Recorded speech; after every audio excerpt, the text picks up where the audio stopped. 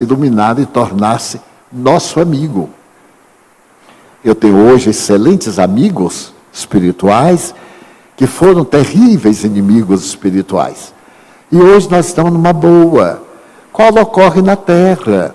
Muitas vezes uma pessoa nos é inamistosa, antipática, e em breve muda de atitude e se torna um grande amigo. Dessa maneira, ore, procure sintonizar com os espíritos bons, a paisagem mental, dê uma melhorada, leia um livro chamado Notas do Coração. É um livro pequeno do nosso Dr. Juan. Diariamente leia uma frase e passe o dia inteiro com a frase na cabeça. Você vai ver que espírito mal de jeito nenhum. E chegam, aproximam, mas não se vinculam, porque não há sintonia mental nem emocional.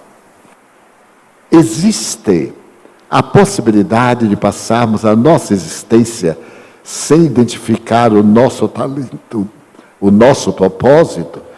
Não consigo me identificar com nada. E o que faço ou busco não dá certo. É muito azar. Mas você já parou, já fez uma autoanálise, já elegeu alguma coisa, mesmo que não seja o ideal, e abraçou essa coisa com perseverança? Porque nós ficamos com o malveso de achar que nada que nós fazemos dá certo. Complexo de inferioridade. Saiamos desse complexo. Se não der certo, insistamos. Eu sempre narro aqui a história de Edison, o autor da eletricidade, da luz. Ele testou a lâmpada 700 vezes e deu errado. Na 700ª vez, quando ele errou, ele disse ao auxiliar: vamos recomeçar. O auxiliar disse: não vou mais. Nós já erramos 700 vezes. Já sabemos 700 formas que não dão certo. E então, ele fez vácuo do bojo da lâmpada, os filamentos incandesceram. Então, até Stalin insistiu. O Walt Disney, quando teve a ideia de transformar os pântanos da região da Flórida no lugar de arte e de beleza, ele tentou um empréstimo bancário. Foi a 31 bancos que negaram.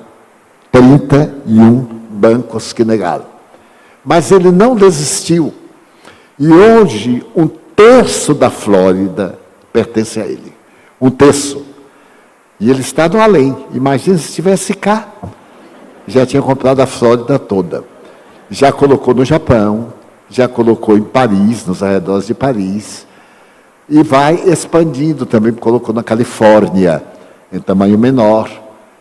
Então é perseverar na ideia, ter um sonho e insistir no sonho. Na mediunidade, acontece, muitas vezes o médium diz: eu não sinto nada. É um período de teste que os espíritos nos fazem.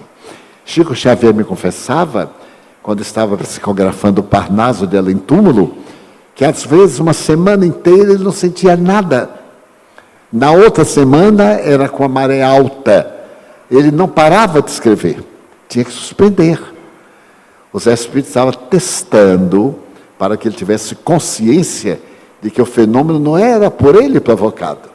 Ele era vítima do fenômeno mediúnico. Então, insista, se apegue a qualquer coisa.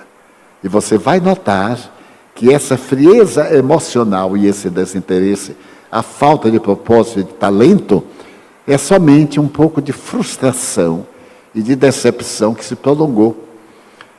E mesmo o idoso, tente. Há pouco tempo eu vi uma senhora, li no noticiário e ouvi e vi, de 82 anos se formou em advogada. 82. E perguntaram: a senhora vai exercer a profissão? Mas é claro, para isso é que eu me formei. Eu senti um ânimo, porque toda a minha vida eu desejei ser médico. Eu só não tento por causa do vestibular. Porque seria fantástico agora, que eu disponho de tempo. E aí também o Enem. Não sei para que me arranjaram o Enem. Mas o Enem eu acho que eu tiro de letra. O vestibular não garanto tanto. Eu vi umas provas de Enem e acho que chegaria lá. Tenho vontade, porque lá no íntimo está o desejo frustrado. A minha filha sempre foi uma excelente aluna, forma-se em direito e estava indo muito bem. De repente, trancou-se no quarto e abandonou tudo. E você não sabe o que é? Depression, em inglês. É depressão. Muitos transtornos na juventude, muitos conflitos, muitos dramas que foram recalcados. Depois irrompe, sem nenhuma causa aparente. Muitas vezes é uma pequena decepção, é uma briga com o namorado, a namorada, é uma frustração, dispara o gatilho daquilo que está lá dentro e a pessoa derreia. Se ainda não levou, leve imediatamente a um psiquiatra. É o fenômeno de depressão. Mas ele pode ter duas vertentes.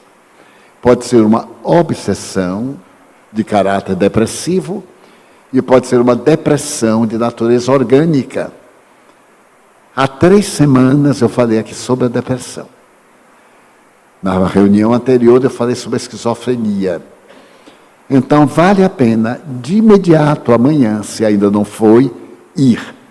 E se ainda não levou a um centro espírita, leve-a. Mas ela está trancada, quebra a fechadura do quarto e leve-a. Ah, mas ela não quer ir. Leve-a. Porque o doente quase nunca quer. Se eu tiver um câncer em qualquer parte do meu organismo e eu não quiser tratar, a minha família me obriga para poder me salvar. Então eu sou desgostado naquilo que é a minha felicidade. Muita gente diz assim, eu não vou, não acredito. Não importa, vá. Quanto remédio eu tomo sem acreditar? E me faz um efeito fascinante. Hoje eu havia pensado numa fábula muito bonita do Bhagavad Gita, que Gandhi contou ao indivíduo muito presunçoso. Era o indivíduo que se formou em economia, em Harvard. E voltando à Índia, desejou mudar a economia do país. Mas o pai, que era da não violência, pediu que ele fosse pedir a bênção a Gandhi. E ele, que respeitava muito Gandhi, foi e falou, eu venho pedir-te a tua bênção. E Gandhi então lhe disse, pois não, eu o abençoarei. Mas você foi tão pomposo, falando dos seus títulos, pegue ali um figo. Ele pegou, corte o figo. Pegue uma semente. As sementes do figo são muito pequenas. Corte-a. E ele não conseguiu, porque ela escorregava. E ele disse, mas eu não consigo. Ele disse, mas corte-a. Por fim, ele esmagou a semente. Ele disse, não tem nada. Gandhi lhe respondeu, tem a vida. Aí no invisível tem a vida. Pegue a outra semente, põe no chão e você vai ver a figueira, que pode viver até 1000 anos.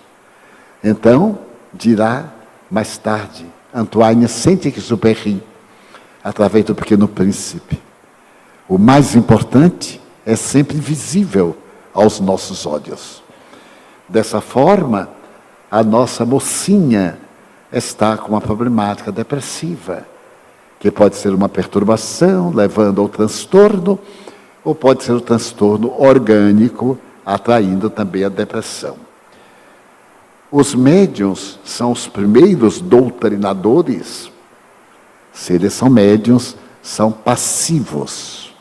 Se eles são doutrinadores, são ativos. Convém que o médium não se dedique a dialogar.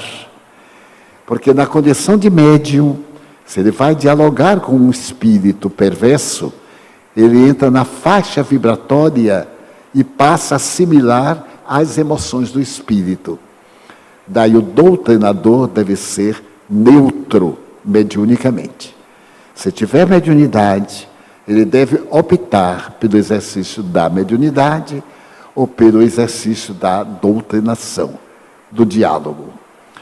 Como superar a inveja, a calúnia, diante das dificuldades, sendo que esta inveja é provinda de familiares e parentes. Mas é uma maravilha que a gente seja invejado. Ruim é que a gente seja invejoso. Leia um artigo que foi publicado no Jornal à Tarde, na quinta-feira passada, numa coluna de um amigo seu, que está lhe falando agora. Eu dediquei o artigo à inveja. Se você tivesse lido, ia ficar contente. A inveja é um trauma psicológico daquele que ambiciona o que não pode conseguir. E ao ficar magoado, ele descarrega vibrações negativas do triunfador. Se alguém é invejado, é porque é próspero. Então não deve entrar na faixa daquele pigmeu que não conseguiu ser uma pessoa lúcida. No próximo de quinta-feira, nós vamos abordar a ferocidade humana, que nós vimos em Paris, quando a anarquia tomou conta da Cidade Luz pela vitória do campeonato mundial. Uma tragédia. A pseudo-cultura e civilização, como diria Freud, é um verniz. É um verniz que não resiste nem à alegria, nem ao sofrimento. A pessoa ataca quando o time perde. São aqueles ingleses que são proibidos de entrar em toda a Europa. O desequilíbrio avança quando o time ganha. Então, só o empate. Aí fica com raiva, avança também. Então, a maneira de nós olharmos é progredirmos mais, para que o invejoso fique mais invejoso. Há uma fábula muito interessante, que uma rã, à beira do lago, ficou olhando um boi. E o boi, com a sua imponência, mastigando grama, ruminando, e a rãzinha coachando. Ele disse, mas por que ele é tão grande? Eu vou ficar do tamanho dele. Então ela começou a fazer força, aí aumentando, e foi crescendo, 1 palmo, 2 palmos, aí estourou. Portanto, teve o seu fanal. O invejoso vai estourar de inveja. Então, a calúnia não podemos evitar. E somos caluniados porque somos pessoas boas e gentis. Daí a calúnia. Se nós fôssemos pessoas ruins, não era calúnia, era verdade. Então, se nós somos mentirosos, eu digo, que é um mentiroso, é um desonesto, não vale a pena. Está dizendo a verdade. Mas está dizendo uma coisa que não é excelente. Porque ele sabe que não é e nós também sabemos que não é. Então ficamos tranquilos. Eu sempre gosto de referir-me a exemplos do dia a dia. Eu quero ter o prazer de dizer que eu sou muito caluniado. E muitas vezes algumas verdadezinhas também vêm na calúnia. Eu ouço a verdade e melhoro. Agora mesmo um amigo publicou um livro de pseudo-verdades contra mim. E chegou a dizer no texto do livro, que eu li através da psicometria, não fui perder tempo, eu botei a mão e li um pouco. Tem um momento que ele diz assim, eu tenho mágoa de Divaldo, que é inveja. A ponto de comentar com outro amigo, mas Divaldo não envelhece, isso há 30 anos. Quanto mais se me visse agora esse garotão, ia morrer de inveja. Ele não envelhece. Parece até que ele fez um pacto com Mefistófeles. Olha, eu acho muito mais bonito o nome diabo do que Mefistófeles, que é uma expressão de Goethe. E então, ele não envelhece, não tem rugas. Eu até tenho que ter um pouquinho de cuidado. Mas quanta infantilidade. A pessoa se preocupar com a minha cara, que é uma cara de panela, grande. Mas são pessoas doentes. Eu me senti lisonjeado.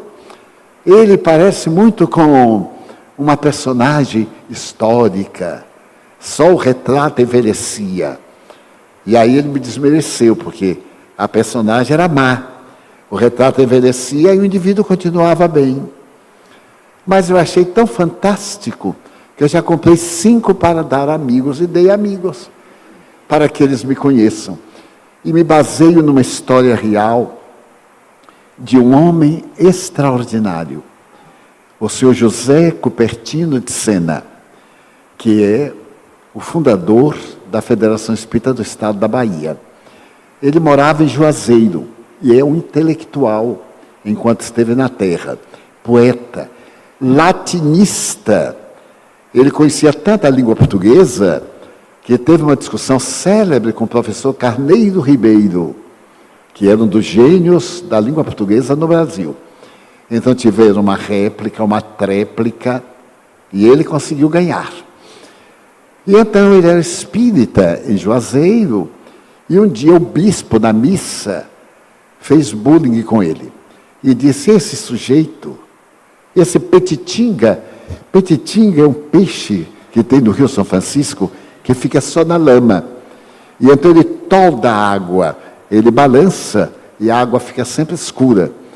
E então disse, isso não vale nada, é um petitinga, não vale nada. O que fez seu José Cupertino de Sena? Foi ao cartório e mudou de nome. Passou a ser José Petitinga. E hoje é um nome notável. Seus filhos, netos, bisnetos, são notáveis. Uma das suas netas é museóloga de fama internacional. Ela fez o nosso museu. É uma pessoa de alto valor. E outros filhos e netos. Muito bem, ele se transferiu para Salvador. E ali no prédio da União Espírita Baiana, que hoje é a Federação no Largo de São Francisco, ele proferia palestras todo domingo às 10 da manhã, como até hoje existem. Certo dia, um psicopata foi à missa da igreja de São Francisco e depois veio, entrou e ele estava falando. Então, o doente disse, mas ele é um mentiroso. Este homem não vale nada. Ele se calou e então o indivíduo começou a agredi-lo, a dizer coisas grosseiras, a caluniá-lo, e ele ficou ouvindo, e todo mundo estarrecido. Quando o acusador fez uma pausa e disse, muito obrigado. Eu sempre desejei me confessar aos meus irmãos, mas nunca tive coragem. Então Deus mandou que ele viesse e falasse dos meus defeitos. Agora eu estou em paz. Todo mundo já sabe que eu sou, peço desculpas. Mas estou lutando. O problema não é ter a imperfeição, eu estou lutando, graças a Deus. O espírito mau se comoveu com essa humildade dele. Jogou o médium no chão, que veio arrastando. Abraçou-o e disse para as pessoas, perdoe-me, eu sou um perverso, tenho inveja dele. Este homem é um santo, tal e tal. Olha que maravilha. Então, a calúnia não nos faz mal nenhum, mas aquele que emite os conceitos infelizes e degradantes faz muito mal. Eu tenho uma irmã que uma amiga levou uma calúnia do marido dela e ela ficou irritada e foi à casa da vítima e deu-lhe uma surra, mas caiu em si e suicidou-se. Então, vamos dizer que ela foi suicidada pela caluniadora.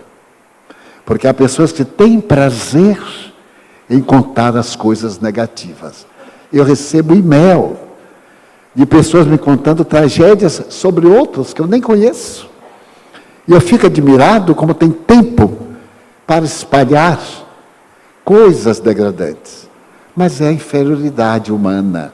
Por isso que a Terra é um planeta de provações. Porque tem biótipos como nós. Não se aflija. Ore pelos familiares difíceis. E fique contente por você ser a vítima. A vítima é sempre bem-aventurado. Tenho um amigo que se suicidou. É de todo certo que ele não recebeu a graça. Ele pode estar bem. Sinto muito sua falta. Acalme-me. Eu não posso julgar a ninguém. Mas bem, ele não está. todo aquele que investe contra a vida paga o tributo de rebelar-se contra Deus. Porque é um egoísta. Vejamos bem, eu tenho amigos como todos têm. Eu tenho pessoas que gostam de mim, como todos têm. Também eu gosto de muita gente. Aí vem alguém aqui de público e me dá uma bofetada. Eu me sinto humilhado, eu me mato. Eu sou um ingrato para quem me quer bem. Então esse indivíduo mau vale mais do que aqueles que me querem bem. Tenho uma namorada, uma amante, uma companheira, ela me trai. Eu fico com vergonha e me suicido. E os meus amigos, minha família, minha mãe, se eu tiver, meus filhos que me amam e que vão sofrer, não mereciam que eu tivesse resistência. O meu ego é tão inflado que não admite nada. Então, além de tudo, o suicida é um ingrato. Porque eu vejo os familiares do suicida como caso. Este amigo, que afeição linda por esse amigo. E ele não pensou no mal que ia causar aos seus amigos. Mas a divindade tem misericórdia. Vai examinar os fatores que levaram ao suicídio. Se por acaso foi um transtorno depressivo profundo, a responsabilidade é menor. Mas se a pessoa, por a resistência frágil, pelo orgulho, ou por determinados fatores, suicidou-se, e até por vingança, às vezes ela suicida-se porque não pode matar o outro. É o suicídio por vingança. Claro que vai sofrer muito. Eu pressinto que, já que você ama a esta pessoa, mantenha a lembrança dos bons momentos da amizade. Quantos bons momentos nós temos com nossos amigos, com nossos familiares. No entanto, os maus momentos marcam-nos e lembramos-nos mais desses ruins do que aqueles bons.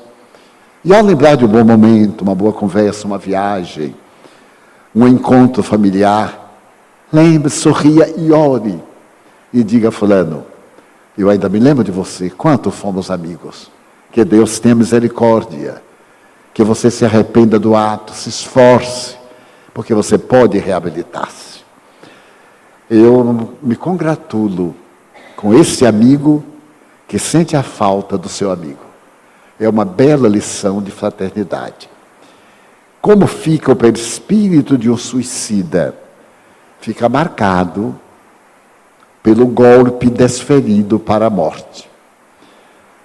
Eu notei dessa filmagem que foi feita há poucos dias aqui em Salvador, narrando algumas experiências minhas, que a minha irmã, que ingeriu cianureto e mercúrio, a personagem aparece com verdadeira purulação ou queimadura nessa parte.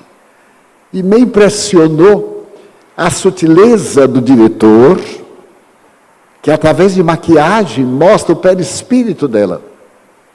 O perispírito fica atingido pela substância, pelo projétil, pelo instrumento que levou à morte. E ao reencarnar, ele veio com esse órgão deficiente. A minha irmã veio com lábio leporino bifocal, com dificuldade mental e na forma de alimentar-se, de respirar. E teve uma vida muito breve, de apenas 6 anos de idade, e morreu novamente. Então o perispírito fica marcado, como as boas ações, as enfermidades bem suportadas, as ingratidões bem aceitas. O perispírito ilumina-se. Eu contei aqui que meu primeiro contato com Jesus Gonçalves foi muito peculiar. Ele me apareceu leproso, conforme morreu. E eu tive um choque com aquela forma deformada, aquelas pululações, as amputações de dedos de um pé, o nariz, as orelhas. E tive um choque. Mas logo depois ele se transfigurou e toda aquela parte que o bacilo de Hansen destruiu foi entretecida com fios de seda dourada. E ele me apareceu resplandecente. E me disse, o prêmio que a hanseníase proporcionou à minha vida. E vejo a chamada luz que os espíritos apresentam é exatamente a transmutação desta energia do perispírito que se sublima. Nós iremos lançar no encontro um livro que eu entreguei hoje ao departamento, que se chama Momentos de Sublimação, com mensagens de Joana de Ângeles e de Manuel Viana de Carvalho. Ela deu prefácio há poucos dias.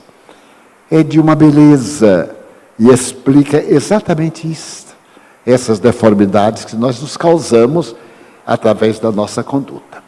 Pergunta muito boa, muito oportuna, como a anterior, e etc. Como posso saber se tenho mediunidade? Todo aquele que de alguma forma experimenta a presença dos espíritos é, por isso mesmo, médium. Allan Kardec, capítulo 14, Livro dos Médiuns. Se você sente estranhas e peculiares sensações, se você sente mudança de humor com muita facilidade, se você experimenta fases de insônia, fases de depressão ligeira, fases de euforia, você tem síndrome de mediunidade. O exercício, a frequência, vai então ampliar a capacidade do fenômeno. Vale a pena, depois de frequentar algum tempo uma instituição, como no caso você está aqui, frequentar um curso, como nós temos, as aulas do Grupo Viana de Carvalho. Depois você pede permissão e vai às sessões mediúnicas. E ali o fenômeno se tornará mais resistente, através de sensações orgânicas, através de choques nervosos, porque quando o espírito se aproxima, perispírito a perispírito, produz uma mudança vibratória e às vezes um choque elétrico da diferença de sensação. A pessoa contrai os músculos ou os nervos com o tempo, e isso pode ser perfeitamente disciplinado. Daí, a maneira de saber é experimentar. O que fazer quando estamos trabalhando no computador ou assistindo TV e vemos os mesmos ser desligados? Olha que maravilha, o meu nunca desligou. Só o microfone é que é obsedado. Primeiro tem que ver se o contato está bem feito. Porque eu tenho uma amiga que comprou um maravilhoso aparelho de gravar. Na loja, o apresentador colocava, funcionava bem. Ela chegava em casa, não funcionava. Ela fazia de tudo, não funcionava. Então ela foi à loja e reclamou. E funcionou. Ela disse, mas não é possível. Então o vendedor foi com ela à casa. E ela disse, veja bem, colocou e ligou, não funcionou. Ele disse, minha filha, primeiro você tem que ligar na parede, né? Não era fenômeno nenhum. Mas às vezes, os aparelhos eletrônicos são portadores de uma sensibilidade vibratória, na qual os espíritos podem produzir fenômenos. Gravações em aparelhos de som, em televisão. Também eles podem provocar até o surgimento de pessoas em fotografias. Eu vi há poucos dias na internet 10 fotografias inusitadas, que ao serem reveladas apareceram pessoas que não estavam. E num lindo filme que eu assisti no passado, aparece numa tomada que o diretor não notou, depois de revelado passado o filme, aparece o habitante da casa que foi feito o filme, que era desencarnado. Então o filme teve aí um valor espetacular, porque o morto apareceu na filmagem. Daí pode ser um fenômeno mediúnico. Faça o teste. Se desligar, você diga, já que você desligou, ligue para eu ver. Se não ligar, foi fenômeno normal, não foi paranormal.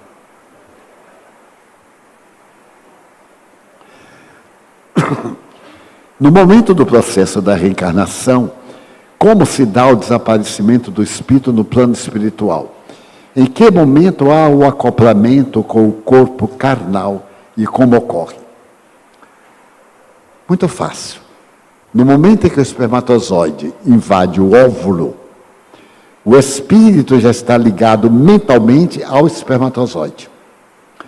No momento do orgasmo, quando disparam os espermatozoides, o espírito que se vai reencarnar é atraído a um espermatozoide que tem o DNA com as características que ele necessita para evoluir. Vamos imaginar que eu serei um intelectual. Então, haverá um DNA específico no espermatozoide Y. Então, ele produz uma reação, que esta reação energética é a mesma que eu tenho e acopla. Quando o psiquismo acopla, ele dispara da grande massa e vence a corrida. Ao vencer a corrida, o espírito já está ligado. À medida em que o feto se vai ampliando, ele vai sendo absorvido, vai sendo atraído para perto.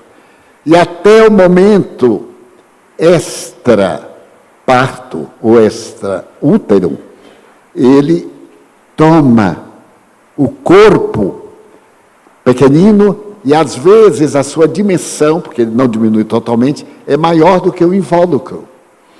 E vai sendo absorvido pelo aparelho circulatório, glóbulo vermelho a glóbulo vermelho, até os 6 a 8 anos. Nesse período, ele está totalmente reencarnado.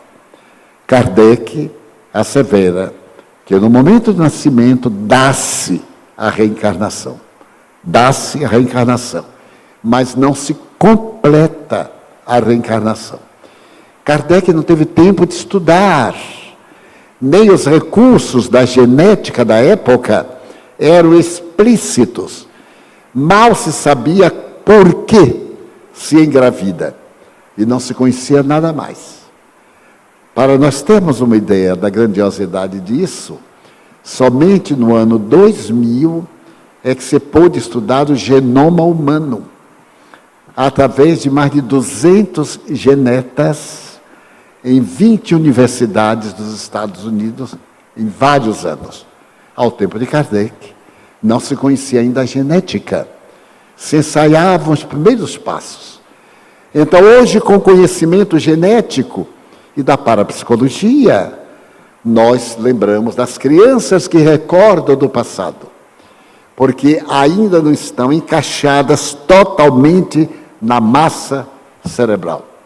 Daí, o Dr. Banerjee, que pesquisou mais de 1000 crianças, e o Laboratório de Psicologia da Universidade da Virgínia, que tem 20 casos, e estão sendo examinados 2000, constatam que a memória do passado na criança é muito maior. E à medida que ultrapassa os 7 anos, vem o esquecimento. Os pesquisadores, como aquele que apresentou 20 casos que sugerem a reencarnação, depois de 40 anos, ele foi pesquisar aquelas 20 crianças, hoje adultos, que não se lembravam mais de nada.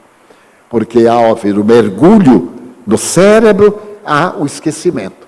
Exceto quando a pessoa é dotada de mediunidade e tem aqueles insights, aqueles momentos de recordação. Ou pessoas normais, que por uma ou outra razão podem recordar de um momento para o outro. Daí, até os 7 anos, o processo de reencarnação está se dando. Como se dá o aumento do número de espíritos encarnados no plano terrestre? Os espíritos nascem em outro plano ou sempre existiram? E apenas alguns ganham a missão terrena. Lembrem que na Bíblia o Evangelho diz: e Deus trabalha sem cessar, cria sem cessar. A criação não foi naquele momento e acabou. Deus continua criando. Nós temos os minerais, os vegetais, os animais. Nós temos a fauna microbiana. Nós temos os insetos. Nós temos os peixes, os répteis, e etc. São processos evolutivos do psiquismo, da centelha divina, daquele corpúsculo emitido pelo divino pensamento, que se vai transformar na alma quando encarnada, no espírito quando desencarnado. As duas palavras mereceram de Allan Kardec definição. Essa palavra, a alma de Valdo, o espírito, Joana de Ângeles. A palavra alma, em língua portuguesa, e também penso que em espanhol, tem um sentido mais amplo, tem um sentido espiritual, filosófico. A alma da vida, a alma da beleza, a alma da prosperidade. Mas alma, genericamente, é o espírito encarnado. Então, essa alma vem crescendo porque Deus cria a essência. Portanto, aquele nada da semente do figo a que me referi. Nós trazemos essa energia divina dentro de nós. E durante a encarnação, ou reencarnação, ela se desenvolve e se torna potência divina. Então, sempre haverá reencarnações. O Espírito Emmanuel, que é uma referência, assevera que a população da Terra é de 28 bilhões de espíritos. Equivale dizer que os espíritos que habitarão nosso planeta já foram criados. Somos 28 bilhões. Temos 7 bilhões e 500 milhões no momento. Então ainda temos espaço para mais 20 bilhões e 500 milhões. E haverá alimento para tudo? Kardec faz a mesma pergunta. Havendo generosidade, fraternidade e amor, haverá alimentação para todos aqueles que estamos no planeta terrestre.